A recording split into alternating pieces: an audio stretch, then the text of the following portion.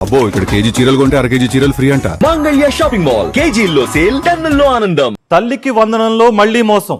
అవును, ఈసారి కూడా లబ్ధిదారులను చంద్రబాబు నిండా ముంచారు. 3వ ఏడాదైనా పూర్తిగా పథకాన్ని అమలు చేస్తారని ఎదురు చూస్తున్న తల్లులకు నిరాశ ఎదురైంది.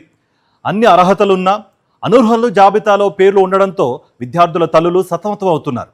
వైఎస్ జగన్మోహన్ రెడ్డి గత ప్రభుత్వంలో ప్రారంభించిన అమ్మఒడి పథకానికి తల్లికి వందనం అనే పేరు మార్చిన కూటమి ప్రభుత్వం ఆ పథకానికి తూట్లు పొడుస్తోంది.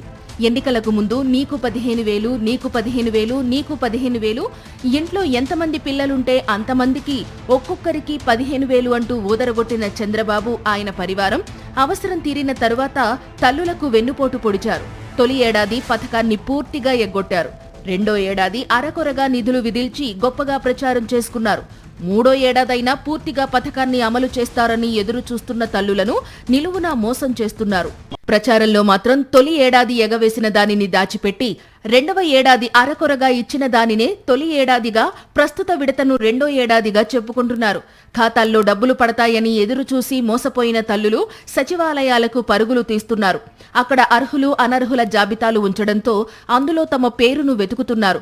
నమ్మశక్యం కాని సాకులతో బతికున్న పిల్లలు చనిపోయినట్లుగా, 2 పిల్లలుంటే ఒక్కరినే చూపి మరొకరిని వదిలేసినట్లు తెలుసుకుని ఆగ్రహం వ్యక్తం చేస్తున్నారు. తమకు అన్ని అర్హతలు ఉన్నా ఎందుకు డబ్బులు ఎగవేశారో తెలియక తల్లులు సచివాలయాలకు వెళితే అక్కడ వారి గోడు వినేవారే లేరు.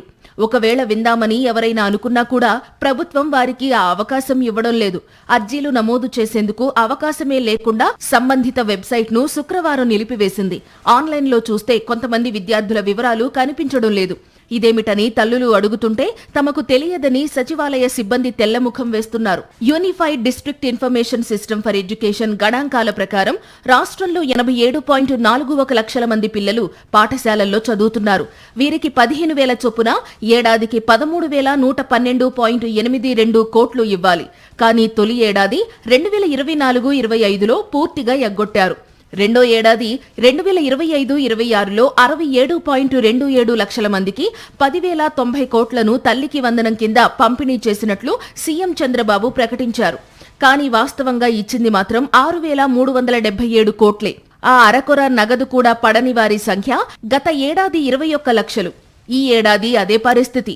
3 ఏళ్లలో తల్లులకు 39,338.46 కోట్లు జమ చేయాల్సి ఉండగా గత ఏడాది జమ చేసింది 6,377 కోట్లు.